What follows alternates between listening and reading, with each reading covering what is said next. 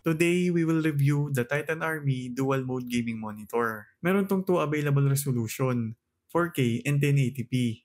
For the price, 14,994. Now ang tanong, worth it kaya?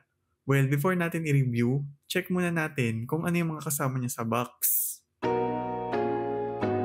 First, we have warranty card, color information, DisplayPort cable, power adapter, stand, and base. Made of plastic pero hindi hollow dahil merong metal sa loob.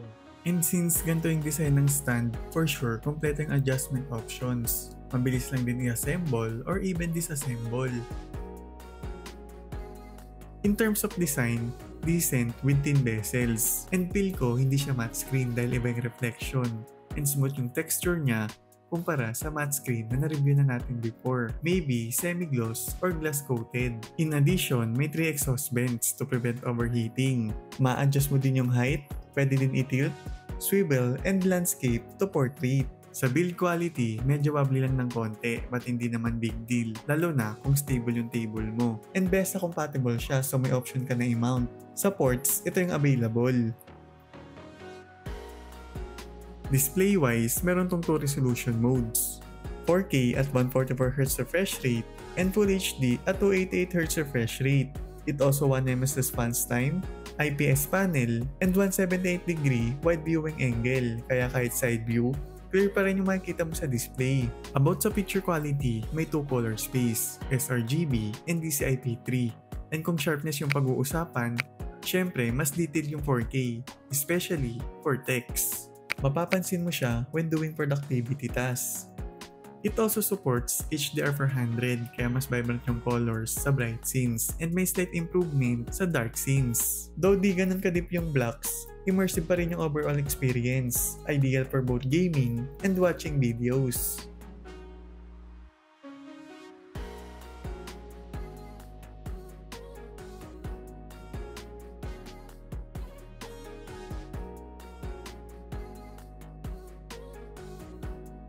When it comes to gaming, may enjoy mo mag-FPS game dahil smooth yung performance and native to 88Hz refresh rate. Minimal lang din yung ghosting and wala akong na-experience na screen tearing, stuttering, or input lag while gaming. Hindi nga lang G-Sync compatible but smooth naman even na adaptive sync lang. For RPG games, mas better sa 4K resolution, lalo na pag sinet mo sa DCI-P3 color gamut. Mas rich and realistic yung visuals. About sa OSD menu, we have Game Crusher. Meron tong iba't ibang design and pwede mong ibahin yung color.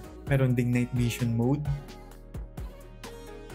magnifier mode, and syempre, AI dual mode. So ito yung switch from 4K to Full HD or vice versa. Pwede mo tong ilagay sa shortcut button para mas mabilis and hindi hassle. Sa picture mode, meron tong 12 scenarios na pwede mong pagpilian. And DCI-P3 yung pinaka the best when it comes to gaming. sRGB naman pag video editing. For feature settings, nandito yung basic adjustments like brightness, contrast, and etc. Meron din tong Game Plus option where you can change the resolution, turn on the HDR, activate adaptive sync, and enable moving picture response time. May feature enhancement din under Game Plus and Game Aid features para sa extra visibility or assist tools during gameplay. Available din yung PIP mode. And lastly, dito may siset yung hotkey or shortcut button para mas mabilis makapag-switch ng resolution and ma-turn on yung HDR.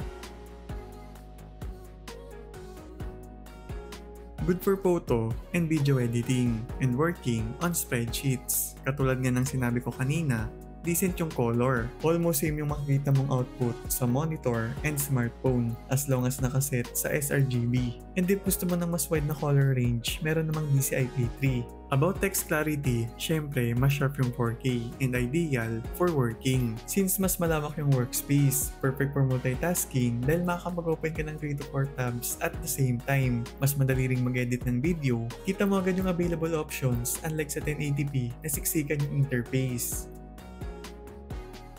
In my gaming experience, good siya for esports games. smooth sa Valorant, and Dota 2. Na-achieve naman niya yung max refresh rate. So ito yung FPS niya, and kahit bumaba, smooth pa din yung makikita mo sa screen as long as naka-turn on yung adaptive sync. Very responsive din, ideal talaga for FPS games. Meron nga lang minimal ghosting, but hindi naman noticeable unless ipo-focus mo talaga. Pagdating naman sa 4K, perfect yung mga gantong type ng laro. Na-enjoy ko talaga, mas malinaw, maganda yung color, and hindi masakit sa mata.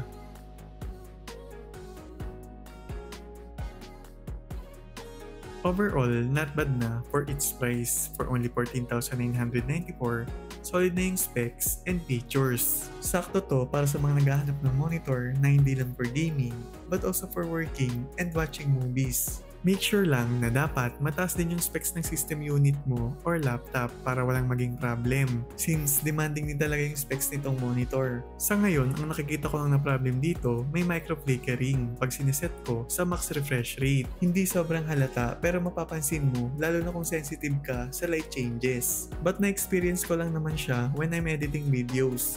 Maybe low refresh rate lang yung ginagawa ko sa high refresh rate display, so may visual mismatch. Yun lang guys, kung interested kayo sa monitor, just click the link in my description, and kung meron pa kayong other question, comment nyo lang and sasagutin natin yan. Thank you guys sa lahat ng umabot dito. Please don't forget to like and subscribe, sobrang laking tulong niya sa channel ko. See you in the next video.